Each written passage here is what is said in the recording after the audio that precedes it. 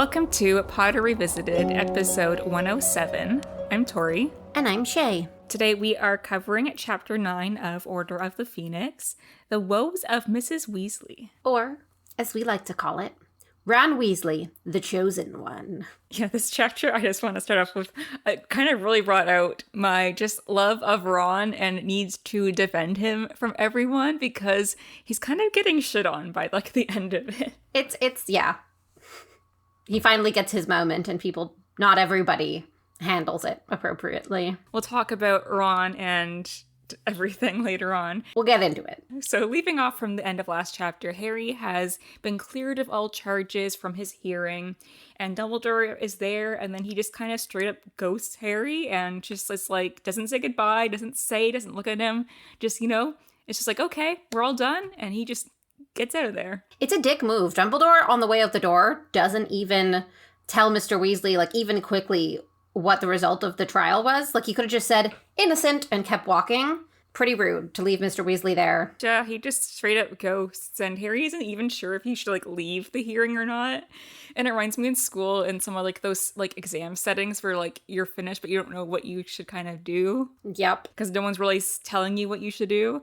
And Harry's just kind of there, like, in the chair being like, should I go? Should I stay? What's going on? Eventually he, like, kind of speed walks out of there. He's like, I'm going slowly, I'm checking with you. I'm going slowly, I'm checking with you. Okay, now I'm booking it. Yeah, he's like, get me the hell out of here before they actually arrest me. But Arthur is surprised when Harry and the court come out because he realizes that Harry was tried in front of a full court, as a minor for basically a misdemeanor.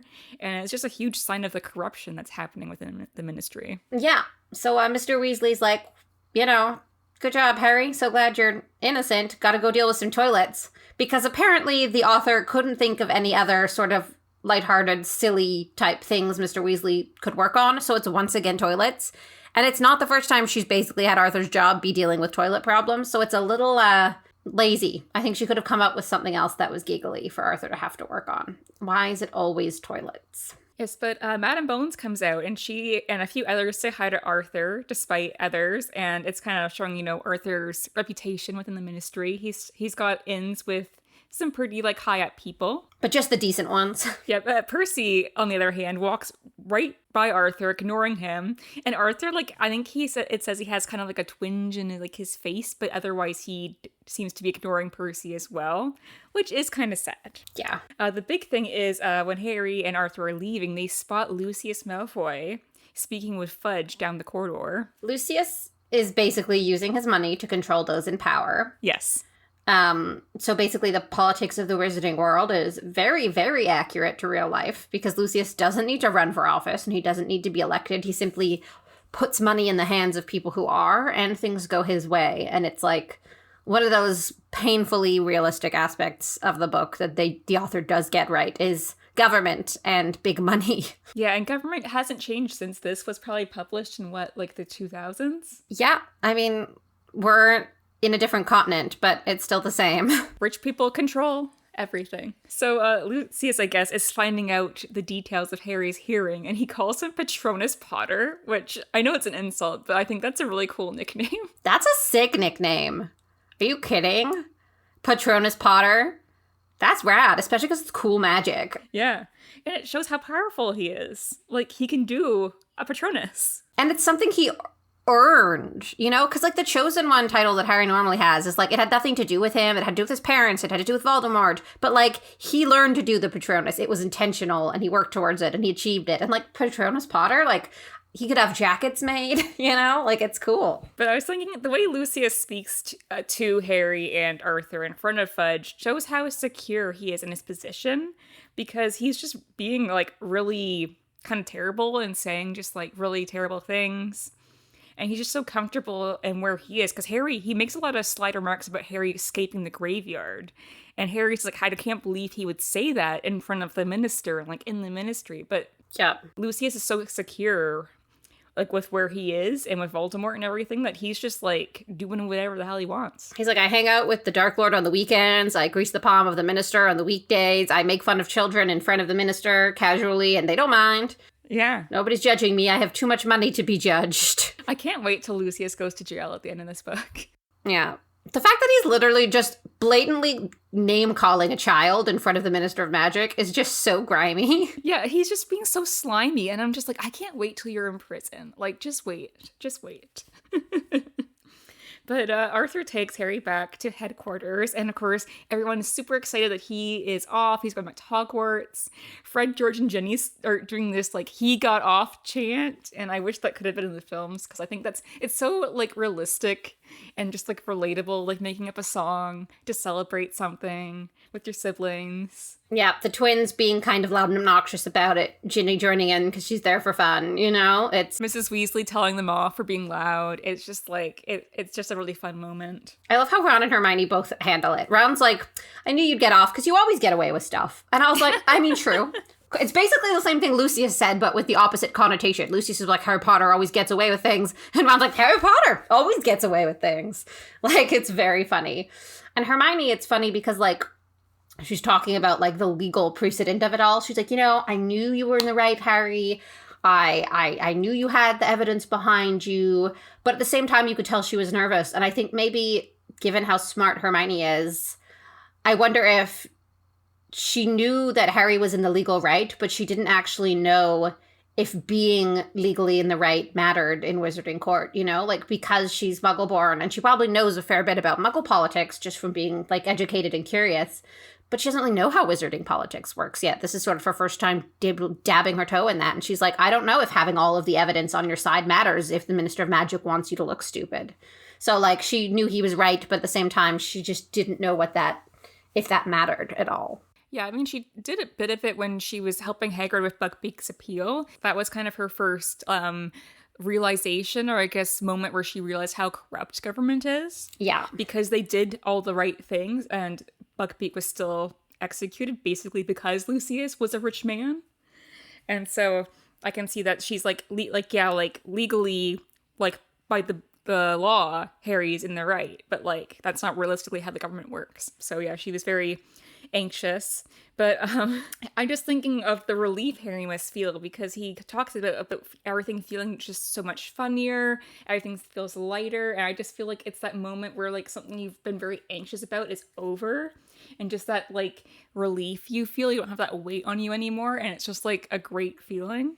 Yeah. But not everyone is super excited. Sirius is seemingly a bit upset that Harry wasn't expelled, and I think it does show his immaturity here. But I can empathize that he must be feeling quite depressed, stuck in Grimmauld Place, as he has a lot of trauma there, and he's very lonely because although people are there, they're not there all the time, and Sirius can't go anywhere. And I think the idea of Harry potentially being there with him was, like, something that he actually liked, but he doesn't want to, he knows that it's an immature feeling, and he doesn't want to kind of, like, feel that way, but, like, that's just how he's feeling. Yeah, he's thrilled that the good guys won, and he's excited that Harry didn't lose, but he's also pouty because now he has to stay alone at Grimmauld Place, and I'm sure there's a part of him that was fantasizing in his mind, though he wouldn't admit to it, of him and Harry having fun adventures together, both, you know, rough tumble, you know, expelled from society, but fighting for good. Like, it's so easy to build up this, like, idea of what that life could be like when you're so bored and you're so alone and all you want to do is spend time with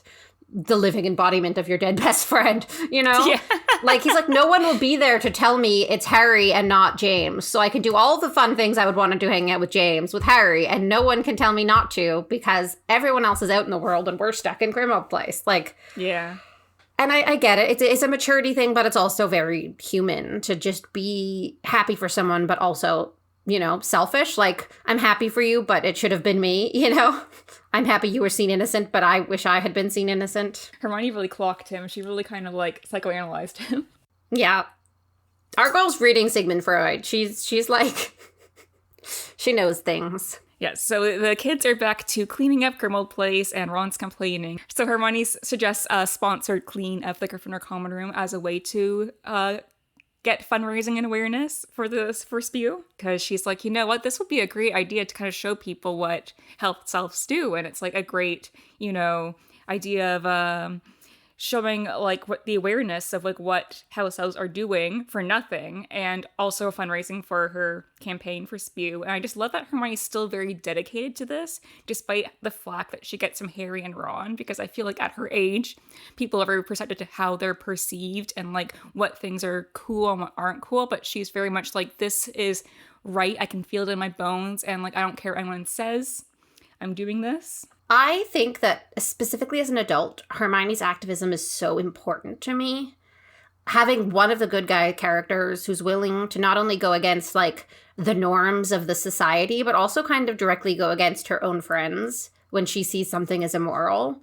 It feels really important, especially in this series that often feels like it's just fine with the whole slavery concept. Like, they really blow that over and have the good guys who are painted as morally correct all the time just being like, oh, no, it's fine, whatever. Yeah. And Hermione taking the time and, like, not getting over it and bringing it up for years and, like, never just being like, okay, I give up. No one's on board with joining this thing. She doesn't care. Like, she fights for what she believes in. And, like, they often play it for jokes. And as a kid, you're like, haha, Hermione's being so weird about this thing. And as an adult, it's so nice to look back and be like, no, Hermione is like, yeah, so confident in her beliefs at her age and so brave for being willing to repeatedly bring something up when other people don't want to take it seriously just because she knows it's important, even if they don't.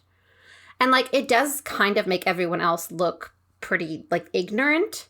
And I think that's good too, because it's important to see that good people can ignore bad things when they get focused on other things that just directly impact them more. And I think it's nice that Hermione tries not to let that happen. And it's important. And it's just so valuable to me as an adult. And so inspirational.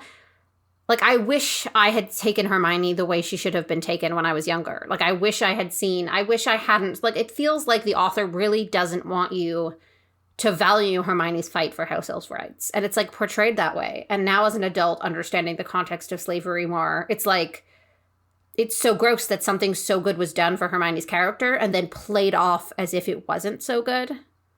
Like, Hermione is not the joke here. The embarrassing thing is that no one else seems to understand. The joke is how blatantly ignorant the rest of them are. Yeah, I feel like activism, at least back when this was written, was not taken seriously. Like, you think about people that were really aware of the environment and the impacts to it and how they weren't taken seriously. And now activism for, sustainability is really big and kind of mainstream. And I just feel like it wasn't taken... Everyone was seen as like an extremist and like kind of like annoying and not taken seriously. But now in the state of the world now, activism is like a really huge part of like day-to-day life. Yeah. And everyone sees kind of the worth in it. And yeah, it is kind of sad that like it's written in a way where no one really takes Hermione seriously. Yeah, because now as an adult, I take her very seriously. And I'm so glad that, like, hopefully, like, I was fairly, I think, literate as a child. But there's definitely aspects of this that I didn't take the way I wish I had. And I hope that kids who are reading it for the first time now, 14-year-old girls are reading it and thinking, hey, I'm really passionate about something. And other people laugh at me about it and tell me it's not important. And I hope they see Hermione and I hope it inspires them to not shut up about it and stand up for what they believe in. And I hope they take her seriously better than I did when I was 11, But the book list finally comes on the last day of summer holidays. And this seems so super late because you're expecting parents to go out the last day of their summer holidays with their kids to go get their kids their freaking books and supplies. Like, this was such a bad thing. That's crazy to me. Yeah. Look, we never had reading lists. Like, I feel like for us, at least in the public school system. Well, yeah, we didn't buy our textbooks. Like, if the school needed you to read a specific book, it was like at the library. Like, the school had it for you. The only time you had to read a book of your own choice was for like class time reading or whatever, and you brought in whatever you wanted, or for book reports. So it wasn't a thing. But to me, as like a Hermione-esque studier, if I had a list of books I knew I was going to need to learn from for school, I would buy them in advance and read them or take some notes ahead of time before the semester starts, just because I'm that person. So it seems crazy not to. I think my theory on this is maybe when it came to the Hogwarts letters for the kids at Grimmauld Place, they had to send the letters in like a roundabout way, sort of like the magical equivalent of using a VPN so that they couldn't be tracked by like Death Eaters, spies, the Ministry of Magic, you know? Like where Harry Potter is kind of confidential information. Sirius Black's there. Like it can't just be delivered by owl direct from Hogwarts, you know? Yeah, I was thinking more of lines that the letters were set late because the Ministry, it's kind of a hint that the Ministry is interfering at Hogwarts because there was we know that Dumbledore had trouble filling the dark arts teacher for this term, and it feels like, because we know what happens with Umbridge later on, that the Ministry was kind of like putting roadblocks, and that's why they couldn't get the list out earlier, because they were kind of debating, I guess, about how they were going to get a Ministry person inside Hogwarts. Yeah. They probably want to approve all the books, too. It's got big, like, government messing with education vibes. So for sure they were probably like, no, you can't have any books by this radical thinker who supports Harry Potter. But the biggest reveal of these letters is that the prefects go out for 5th year, and Ron and Hermione are made Gryffindor prefects. Congratulations. Well deserved. Well earned. Yes. We love it for both of them. So I have a lot of thoughts about just Ron and him being a prefect, but they're a lot, so we'll talk about that at the end of the episode. But moving forward, we have different opinions on Fred and George and how they handle it. Yes. I think Fred and George's response to Harry not being a prefect is really, really funny. They're just like, you got in too much trouble, means you have your priorities right. I'm just like, yeah, that's funny. Like, that's a great response to Harry because it's not, like, deprecating. It's not... They do. I have to admit that Fred and George have a lot of really good one-liners in this, like, whole kind of, like, scene.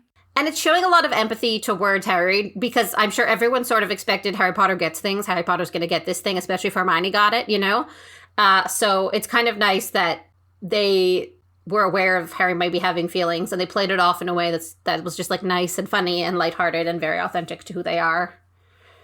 And poor Mrs. Weasley handles it perfectly. Like, she's the only one who really just is so happy. Ron needed that. That's all the kids in the family so far, she says, in front of Fred and George, who were not prefects. And George is like, what are we, next door neighbors? And it's one of my favorite George Weasley lines. I'm like, did she just forget about them? Yeah, I love that. I mean, they've been, like, driving her crazy for, like, the last, like, 3 months, so... It's like her brain has just put them in a slightly different category than her other kids. She's like, these are my kids who try hard, and these are my kids who try my patience. And... It really is the woes of Mrs. Weasley. Yeah, those twins. They are the woes. But, yeah... I just feel like this would have been a great scene to have in the movies if they had included the whole prefect thing, but obviously... They didn't, but Fred and George had to, like, despite how I feel that they treated Ron, they had a lot of great one-liners. It was very entertaining. I just feel really bad for Ron in that scene. Yeah. But I found it really interesting that everyone just kind of assumes or believes that Harry would have been made prefect, not really because of his qualities, but mostly because he's Dumbledore's favorite, or he always gets stuff like this. Yeah. I mean, it's always Harry. Harry's chosen for everything, always. Kind of showing, like, the favoritism. He's the center of attention. He's the main character, but to such an extent that it's kind of annoying even for the reader of his books. Because prefect's kind of a thing, and it's kind of like a prestigious thing where it's, like, usually based on, like, your merit, and no one really brings up Harry's qualities. They're just like, oh, Dumbledore loves you. He would have given you that. Or you always get that kind of stuff because you're Harry Potter. It's just not really because of, like, oh, Harry's really good at leadership. Harry's really good at talking to people. Or Harry's really academic. No. He's not. Harry's actually really not good at talking to people, historically. Yes, actually. Yeah. But I feel so bad for Ron when Hermione even mistakes the badge for Harry's, and she tries to play it off and kind of apologize. But it's so awkward, and it's just so upsetting because just no one believes in Ron. And I think part of it is just habit, because it never is Ron. Like, he feels very woe is me, it's never me in real life. And other people have gotten so used to that being the truth of it that they're like, oh, it's not Ron, because it's always Harry. And so it's such a, like... It's just not the pattern of how things go in their lives, you know? Yeah, and I'm just like, no wonder his self-esteem is so low, because no one really believes in him and his abilities. And I do think that, despite everything, Ron handles this very maturely, because we know in Goblet of Fire, he was really insecure about himself and in comparison to Harry, and he took it out on Harry. But here, he's really, like, everyone's just saying, like, oh, I never thought you would have got that, that Harry would have got that. And he's like, no, you know, not really reacting how he probably would have last year. He's like, Yeah, last year would have cried or punched Harry or something. yeah. So now he's taking it really well, but it is really sad for him because no one's just being like, good job, Ron. Except his mom. Yeah, Molly comes in and finds out about his prefect badge, and she's really hyping Ron up. I also feel like this is really great for Mrs. Weasley because she's been so stressed. Yeah. And everything. This is finally something good that she can celebrate about her kids. It's a win for the Weasleys. So Mrs. Weasley's going to try and get Ron a new broomstick. And Ron, it's so sweet where Ron's just like, I just want something new, something that's mine. And oh my God, I feel that so much. Yeah, poor Ron. I also think Harry is kind of annoying here. Yeah. Like, he's not used to not being chosen. And I get that because he's a kid. He's also 15. And yeah, it's a very believable 15-year-old behavior. But like, he's so, like, he's also so used to it always being him. He hasn't really experienced not being the one. He's like, yeah, how could it not be? And it's like, it's good because I think there's a type of empathy that Harry has never really had in this particular regard. Yeah. And I think it's very good for him to have to learn that because clearly he hasn't. Like, his wizarding life is so different from his life with the Dursleys that, like, things are very separate. And while he never gets things with the Dursleys, he's sort of separated them so much that he's used... In the wizarding world, he always gets things. It's always him. He's always chosen. It's always Harry Potter and the Harry Potter head of the Harry Potter along with, you know? And I think it's going to make him a better person to have someone else be chosen for once for something. And I get why he's so, like, moody about it. And I also think it's very serious black of him. Like, he's responding to his friend's win in sort of a, I'm happy for you, but I'm petty and it should have been me way. The same way Sirius reacted to Harry being found innocent. And it's very funny. Except one of them is a 15-year-old boy and one of them is a grown man. So, like... I feel like Harry's shock and resentment of Ron getting the prefect badge really just boils down to how Dumbledore has abandoned him. He notes how much he wishes Dumbledore would speak to him or just look at him, and it's just like another blow.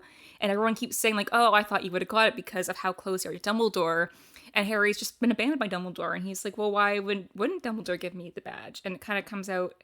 And I think it does also the first time he doesn't get something that Ron does get. And I do think he's quite mature to, like, swallow his feelings and of resentment and congratulate Ron, because Harry is aware of just, like, how kind of Ron's second place to him. They had that fight last year where... Yeah. Like, he kind of realized, like, how insecure Ron is, and, you know, how Ron really shares a lot of his life, his family with Harry.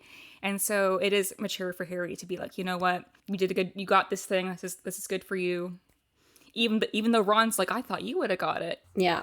But the Order throw Ron and Hermione a little party to celebrate them being prefects. Just so cute. And Harry's still a bit, you know, upset about not being prefect, but when he is told that his dad was not prefect, he's actually fine.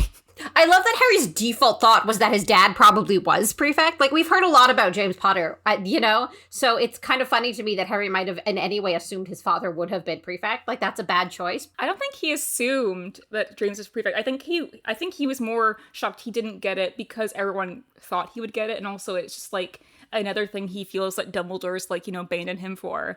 But I feel like he feels better about it because he likes being told he's like his dad. So when he's like, oh, James didn't get it, Remus got it, he's like, okay, cool, I'm like my dad. Never mind, I'm fine. It's just his daddy issues. I like that Lupin was explained as having gotten it because the school thought maybe he could control Sirius and James. I'm like, oh, Lupin. Yeah, I'm sure that's why Dumbledore picked him, to be honest. Or really, like, we don't really know who else was in the dormitory with them. So I'm sure McGonagall was like, we can't have any male prefect this year because they're all the Marauders. And she just had to pick one. They're all idiots. Yeah, basically. We don't know how big their class was, but Lupin's the one who pays attention in class, so he gets the badge. Another little tidbit in this kind of party is Fred and George are kind of avoiding Molly because she's so excited about Ron, and they're all like, you know, anti-authority establishment.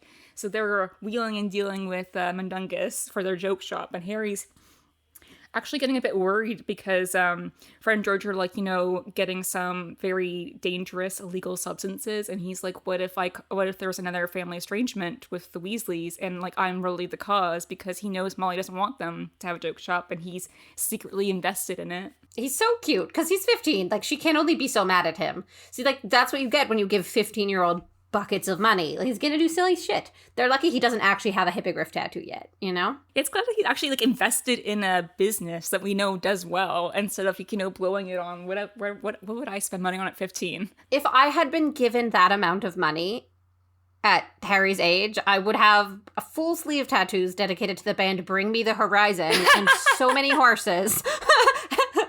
Like, I would just have, like, that's where I'd be at right now. So Harry made a better choice. You'd have horses in your parents' backyard. It's just, yeah, and I'd run out of room. I'd put them in your parents' backyard. You've got the space too. I also think it's funny because Harry ends up sort of talking to Mrs. Weasley and Bill, and Miss Weasley's talking about how Bill needs a haircut again. And it's just such an uncomfortable question. She's like, oh, my handsome son Bill, wouldn't he be so much handsomer with a haircut, Harry? Don't you think, Harry? Wouldn't he be handsomer?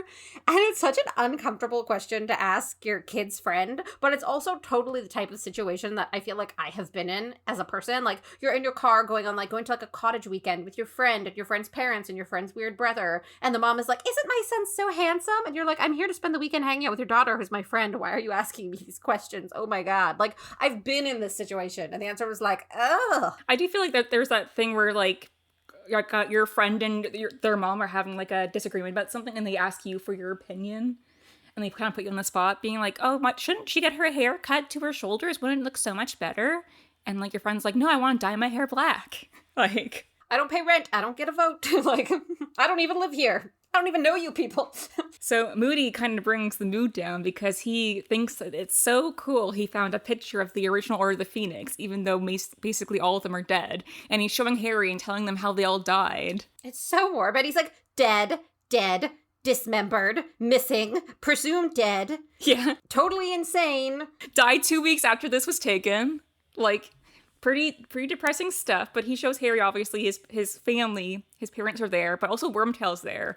And, it just makes Harry very depressed because he's just like, here we are again with the Resistance. Like, how long until we all die? Honestly, I think it was really harsh, but I also think Harry sort of needed that. It sort of serves as a reminder, because most of the people in the picture are dead, and the current order is full of Harry's loved ones, and I think he needs to prepare to sort of carry on regardless of what he loses along the way. I mean, he's seen Cedric die, and that obviously impacted him a lot, but the harsh reality is that there's a real possibility he loses people very close to him and who he loves a lot, and I think as much as Moody's being kind of aggressive with it, I think Harry needs to sort of remember that. He needs to remember that, like, that's how serious the situation is. And like Miss Weasley sort of gets it too when she's worried about her family, because there's so many of them, just from a numbers perspective, to understand that like this is the severity of the situation. This is how bad Voldemort is because all these people are dead, and this is how bad it could be for us. Like, it sucks because Harry's 15 and that's a lot to carry at 15, but given that he's Harry and what Mad-Eye Moody knows, I think it kind of checks out, especially because Dumbledore isn't, like, talking to Harry. Someone sort of needs to step in and, like, continue training Harry for his, mission, as it were. Yeah, Moody's there kind of preparing him. And yeah, Harry's kind of, I guess, really facing, like, he kind of forgot, I guess, about, like, what they're doing there. He was so happy about the hearing and then, going back to school, that it's, like, a reminder of, like, this is what we're doing. This is what we're fighting for. But there's also a small reference to Aberforth, Dumbledore's brother, which I think is really funny. That Moody describes him as a very strange guy. I mean, that checks out. I mean, Moody's pretty strange. So if he thinks Aberforth's strange, but it's just a really small reference that Dumbledore has a brother, because that will play a part later, obviously. But I just like the idea, like, met Aberforth, Dumbledore's brother, weird guy. I also love we hear about, well, we don't get a lot of background on the Pruitt twins, but they mention Fabian and Gideon, which are Molly's brothers who are twins. And I think it's kind of beautiful as an homage to them, their names being F. Fabian and G. Gideon, to name her twins, Fred and George, with the F and G. I think that's really cute. Yeah, they don't explicitly say that they are Molly's brothers, but we know that.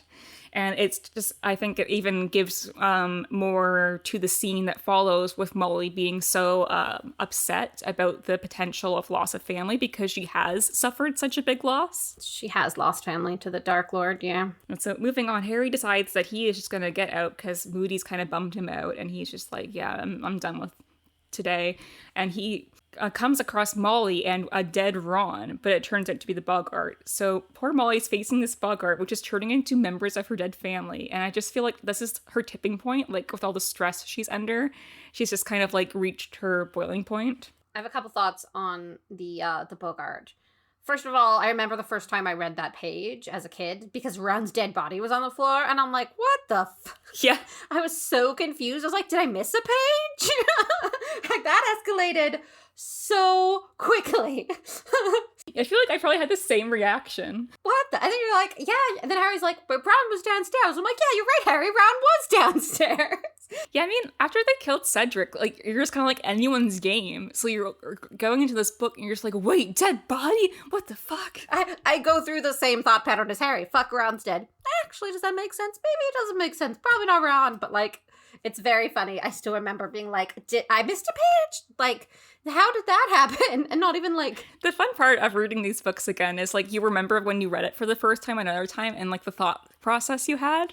And that's my favorite thing is like when I reread it, I'm like, oh, I remember when I read this for the first time when I was a child and then this is what I thought. I love that. I think the heartbreaking part is that they like list all of the different Weasleys that she sees dead, but they list the twins. They don't say Fred and George, which means that even in her worst nightmare, the twins are together. Like, they're both dead. Oh. But they're both dead because she can't even imagine a world where they're separated. And, like, that rips me apart. Don't. I'm gonna cry. Yeah, that sucks. Like, the idea that you can't even imagine something as bad as what's going to end up being reality is nightmarish. I didn't mention it, but she also sees Harry dead, so it's kind of including that she sees Harry as her child. I wonder if Hermione would have shown up if, like, Lupin hadn't have walked in and turned it into a moon. I think Hermione's different because Hermione has parents and, like, a family, and I feel like she's not an orphan, so I feel like though Molly, like... So Molly doesn't feel as motherly to her. Molly, like, takes care of her, like, when she's in her care, like a mother would, but, like, she's not gonna be her mother. But I was thinking when she mentions that basically the whole family's in the Order... It'd be a miracle if they all survived. This is obviously foreshadowing a Weasley death. And at the time, that kind of, like, freaked me out. And then in Deathly Hallows, I can't remember. I think I knew a Weasley was going to die, but I wasn't sure who was going to be. But Fred and George were, like, my last. I didn't think they were going to die. And so Fred's death really got me. Oh, God, me too. I think it was the crew list. Yeah. And, like, I get it, because you want there to be casualties so people know how war works. But at the same time, it was like, yeah, she took one of the twins. You either take both. Like, to me, you could have killed both of them or had both of them lived and killed someone else. But the idea that... Yeah, just because it's one. Is just horrible. It's such a gut punch. Especially, like, how it happens, too. Yeah, Deathly Hallows is going to be a trip for all these characters that die. Yeah. But Sirius is there, and they kind of end the chapter off with... them talking about Percy and Mrs. Weasley's so upset, like, what if something happens and they're still strange and he won't come around? And Sirius kind of says, like, don't worry, like, Voldemort will come out into the open eventually, and then they'll all realize that they were wrong. And then Sirius kind of makes it seem that, like, he's not going to be quick to forgive the Ministry for how he was perceived. And I just feel like it's so sad that Sirius is believing he'll be around when the Ministry realizes they were wrong, and it's sad that he didn't get justice when he was alive. It's rough. He does not get his justice. And Lupin is there to calm Molly down, which I love Lupin so much. And then he's just like, what? Did you think we'd starve them? When she gets worried about Ron and Ginny because, like, what happens if her and Arthur die? And, like, who's going to look after the kids? Yeah, she's like, who's going to look after my children? And Lupin implies, like, of course, we, the Order, your friends, we love you. We're going to take care of them and not let them starve. And I just want to say, this is one of the people who let Harry starve or be malnourished and abused. I mean, I don't think he knew. He's one of the ones who let it happen. I mean, let's be real here, right? Who do you guys think's gonna look after Ron and Ginny? Well, we absolutely won't let them starve. We'll totally look after them. He probably said the same shit to James and Lily during the war. If something happens to you guys, we're gonna look after Harry. We're gonna take care of Harry. And then That's what he wanted to do. That's the morally correct thing to do. And then goddamn Albus Dumbledore steps in and says, actually, I don't want you to do that. And everyone just throws their morals, their obligations, everything they said to their friends out the goddamn window. Everyone trusts Dumbledore. They drank the Kool-Aid. And they would do the same thing again, knowing what Harry's been through with the Dursleys now, because they've seen him, they've talked to him, they know what his life is like at the Dursleys, at least a little bit. At this point, if Molly and Arthur dropped dead, and Dumbledore said, sorry, for reasons I can't tell you, I'm going to need to take Ron and Ginny and put them with the shittiest person you can imagine, everyone in the Order would be like, okay, Dumbledore, we trust you. And it pisses me off. I don't think Lupin would ever volunteer himself to look after someone's kid because I feel like he finds himself to be too dangerous. But the point is that Lupin is the one who said it, but all the people in the Order would say the same thing, you know what I mean? Like, we would take care of them and everything would be great, but like, you only mean that insofar as Dumbledore supports it, because the moment Dumbledore says otherwise, everyone drops what they're doing and does what he wants. I mean, last episode you said you loved him. Last episode was his best moment, because he showed up and owned the room and I loved the vibes, but he pisses me off. And like, there's this problem that Harry's going through, which is just like Dumbledore's kind of ignoring him, and he's feeling it a lot. And it's not just because he needs support and he wants people in his corner. It's because the way everyone treats Dumbledore, it's like Dumbledore's attention is gold. The favor of Dumbledore is this rare and beautiful gift. It's like they make his presence feel so valuable and so important, and there's no one like Dumbledore. And then so when something that you've had placed upon you noticeably, because everyone says you're Dumbledore's favorite, gets taken away, it's like they've made him addicted to this type of attention and praise from this person who is described as so unique and special. And then taking that away, it's like getting someone hooked and then making them quit cold turkey and expecting them to be fine. Like, it really is just, it's almost like the first time Dumbledore's way of manipulating everyone almost backfires, because Harry gets so angry about it, it almost interferes with what Dumbledore wants, because he low-key forgot that he trained Harry to like crave and love his attention. And so when he takes it away, like, there are negative impacts beyond just Harry leaving him alone. Like, it's scary when you see what Dumbledore withdrawal does to someone. I feel like it's because of Harry's trauma too, because they say that like after a trauma you kind of reach out to that person, and that person was Dumbledore. Dumbledore was supporting Harry after he came out of the graveyard, was giving him all the support, and then like basically then ghosted him for months. And so Harry's looking for that support and Dumbledore is not giving it. And I feel like it's almost re-traumatizing in a way. Yeah, but getting into some Prefect Ron thoughts, because when I was making my notes for this chapter, I just had so many thoughts that I feel like it was too much to go within like the main chapter discussion. So I know Shay really likes Fred and George, how they make jokes about Ron being prefect, but I really hate the way they treat him for the badge. I feel like maybe I'm a bit sensitive because I really like Ron and I just know how insecure he is, but I know they're anti-authority, but they really tarnished something that Ron earned and made him feel like he couldn't be happy about it. And I feel like I get the way that it's an authentic response, but I feel like it's the way they made it seem like it should have been Harry, and it's more, I think, not even that they're making fun of him for getting it, but just like it shouldn't have been you. Yeah, I don't like that they imply that it should have been Harry and not Ron, but I do think making fun of Ron is the most authentic twin response, and I think it would have felt really uncharacteristic of them if they'd been like, oh wow, Ron, congratulations. Like, it just would have felt out of character to me, especially because like they're 17-year-old boys, you know, like that they have a personality. They haven't quite gotten to the place where they're gonna be able to put aside their personal like beliefs to sort of just appreciate Ron having been given a shiny thing, you know. But I also think it makes sense because when Percy got his badge, Fred, George, and Ron were all making fun of him for days. They were hiding his badge. They were claiming they were going to destroy it. They were making fun of him. So I do think it's just the most valid and believable response. You know? Like, this is what I expect from them. I just feel like Percy and the twins are such opposites and they clash all the time, and Percy's just really pompous, so it just kind of like feels entitled, I guess, in a way for them to make fun of him because Percy just makes it so easy. And he's so annoying about it. But we know, based on what Mrs. Weasley says, that Bill was head boy, likely also a prefect. And the twins look up to him. So I'm assuming they didn't really, crack jokes about Bill being a prefect and head boy. I think they were too young, right? I don't think you make fun of your older brothers. That's true. You make fun of your younger brothers. Ron only got to make fun. Like, they only made fun of Percy because they outnumbered him. You know what I mean? Like, Percy was older than them, but not by as much as Charlie and Bill.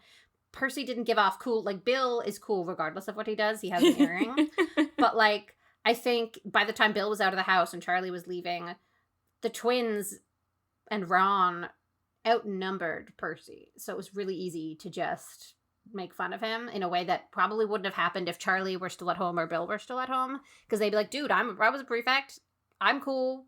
Leave him alone, But the older siblings had already moved on and moved out, so. Yeah, because we know Charlie was probably also a prefect too, because Molly says there's 4 prefects in the family, so that would be all the boys except for the twins. But I feel like looking at all the Gryffindor boys, Ron makes the most sense for prefect.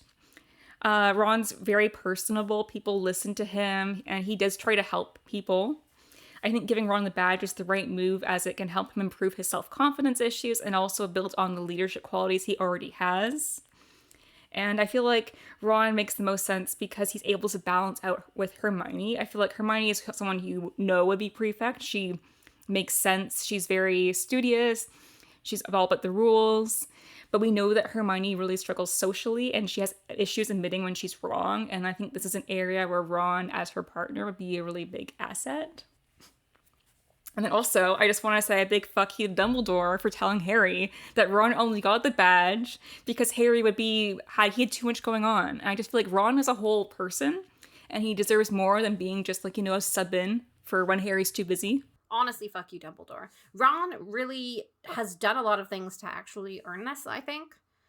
And I feel like Dumbledore probably suggested Ron for his reasons, but Minerva McGonagall probably approved Ron for the right reasons. I can see Minnie G kind of evaluating the boys and probably nominating Ron and Harry, because I feel out of the other boys they're probably the strongest candidates, but also Harry's also not good. I mean, I think there's an argument could be made for Neville. Because I think all Neville was missing from becoming the badass he becomes later is a little bit of a confidence boost. And I think the same way this serves as a confidence boost for Ron, it could have been the thing that helps Neville step over his confidence issues a bit earlier as well. I don't think Minnie would have seen it. Maybe Dumbledore could have seen it, but I don't think Minnie would have approved Neville at this time. I think Minnie, in my mind, Minnie is more likely to approve Neville than Dumbledore is to know that Neville has those qualities besides that one time he gave him house points in year 1. Because Minnie, talks to the Gryffindors, teaches them. Dumbledore doesn't, spend a lot of time, in the hallways chatting up students, That's true. I don't think Minnie would see Neville as ready yet. I feel like Ron was ready. Well, that's the thing, right? I think Neville would have been the second best choice because he's not ready yet, but it could be the push that makes him ready. And Hermione being Hermione could be because she's quite confident in what she believes in, she could sort of show those behaviors to Neville and it would give him an opportunity to learn from someone. I think Hermione would also steamroll Neville, to be honest, though. She would steamroll him sometimes, but he would also learn from someone who's confident in themselves, even when others don't agree. And I think that would be really good for him. But Ron is the right choice. Neville, I think, would have been second choice. Seamus is not he's blowing shit up again, But, I think Ron was the right choice, for sure. Regardless of Harry Potter. Even if Harry Potter was considered an option, I would have chosen Ron. Because I think Harry needed to learn that it's not always you. And he needed to learn that certain level of humility. I also just think Harry's social skills, I don't think are at par where Ron is. Because we see Harry being social, but it's usually with Ron there. I feel like Harry by himself talking to people, he's usually very awkward. I feel like Ron is funny. I feel like that does wonders. I can imagine being it's hard to imagine being a Gryffindor, but I can imagine being a younger Hogwarts student and wanting to talk to the prefect and knowing okay, if I have questions about homework, I can ask Hermione. But if I maybe broke a rule and I want to know if I should do something about it or pretend it never happened, Ron seems approachable. He's kind of funny. He's kind of silly. He's not very intimidating. And also he's someone who, breaks the rules sometimes and thinks that's the right choice. So you're hey, I'm thinking I think he's actually a really good balance to Hermione. Yeah, I feel like Hermione would lecture you too much, and I feel like some people just don't want a lecture, they just want advice, and I feel like that's what Ron's for. Yeah, and I don't know if he gives the best life advice, but I think he would give different advice than Hermione, and I think people should have options when it comes to, like, that.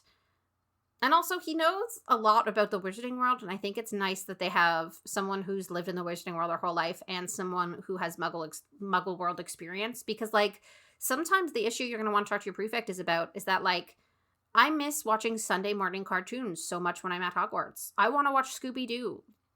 You know, I want to make jokes that people understand, but none of the kids in my year are Muggleborns, and none of them understand like, you've got to have someone who can understand the culture you come from a little bit. And I think that that's a really nice balance for the students to have someone from each background. And yeah, I feel like Harry's just kind of like mid, but I just feel like he doesn't have the social cues that Ron does. Like, I just feel like Harry excels in social situations when he's comfortable with people, and he's comfortable with the boys that he lives with. He's comfortable with Ron, and he's comfortable with, like, the Weasleys. But I feel like Harry by himself and just, like, talking to other people, I just feel like he's very awkward. Not as bad as Hermione, but, like, he's not used to it. I feel like I kind of see myself in this where, like, I'm comfortable socially when I have people I'm comfortable with, but if I'm by myself, that's when I get a bit in my head, and I feel like that's how Harry is.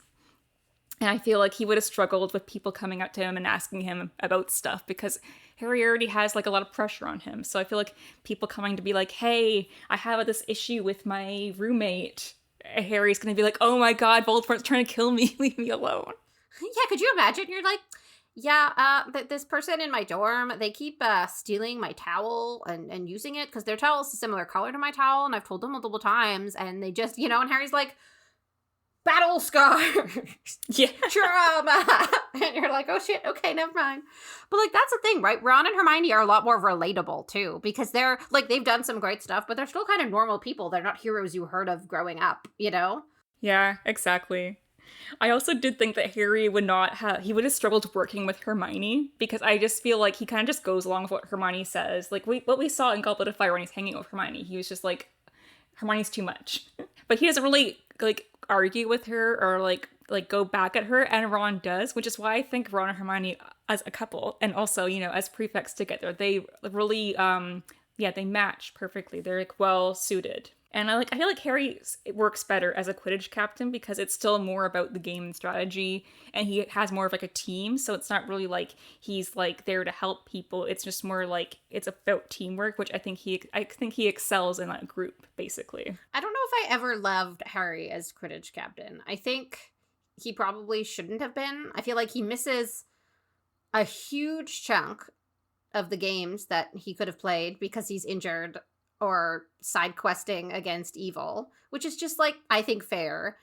And also, there are older kids who probably could have, like, because he gets it in his 6th year, I think. Yeah, I feel like by that time, it's only him and one other person that are, like, the original team, because everyone else graduates. I guess. It just feels like a 7th year. If there's no 7th year, maybe. But also just feels like the guy has enough going on. You know what I mean? Like, it's nice to give him a vote of confidence, but I think maybe it might be nice for, like, another kid at the school to also have a chance to, like, do something cool. Because I think that low-key, there's probably a lot of kids at Hogwarts who, for, like, normal human and not political defeat the Dark Lord reasons, just kind of hate Harry Potter because it's always him, and it's probably pretty easy to grow resentful of that. Like, oh, Harry Potter, Triwizard Champion, who's surprised? Oh, Harry Potter, Quidditch Captain, who's surprised? Like, I just don't know who else they would have picked, because I think the only other person is Alicia, one of the Chasers. I just feel like she's, like, barely a character until they actually, like, do stuff with her. I love women in power. I think she should have been captain. I do really am looking forward to seeing Angelina as captain this book. I'm also looking forward to, like, Ginny on the team. I love Ginny. I'm excited to get more, and Luna. This book is going to have so many cool girls in it. But did you have any other kind of thoughts before we wrap up? I mean, yeah, I love that Ron finally gets acknowledged. I love that he gets a bit of a confidence boost. Like that he gets something that Harry doesn't get. I feel like it's good for them. Yeah, he gets acknowledged as more than just Harry Potter's sidekick. You know what I mean? He's a whole person. And he's going to have responsibilities and duties that Harry doesn't get. And I think it's good for all of them. Because Hermione does her own things, but Harry and Ron are very codependent. And I feel like it's good for them to, like, have Ron have his own thing, Harry have his own thing. My thoughts are just fucked up. Fuck Dumbledore.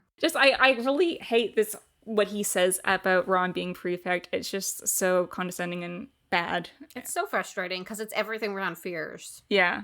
You're just the substitute for Harry Potter. I didn't want to put any pressure on Harry Potter, so I chose Ron, that other guy. Like, you know, the redheaded one that's there sometimes. But yeah, this was a really fun chapter. A lot happens. I am very excited to go back to Hogwarts as well, though, and meet some new characters and stuff. But this was like, I think after all the stress we've had from the hearing and like not knowing and that now that that's over, it is fun to just get some kind of like shenanigans with the kids and them doing different things and kind of focusing more on school and like not, you know, war in Voldemort. As we know, that's gonna change. Yeah, it's nice to step back and be whimsical at Hogwarts for a little bit. Yeah, but thank you for listening to this episode of Potter Revisited, and we'll be back next time to discuss Chapter 10 of Order of the Phoenix, Luna Lovegood. Luna, Luna. But if you like this episode, please give us a comment or a like on Spotify. You can reach out to us for any thoughts or opinions on anything we discussed in this episode or previous episodes on social media at Potter Revisited, or you can email us at potterrevisitedpodcast@gmail.com. And we'll see you next time. Bye.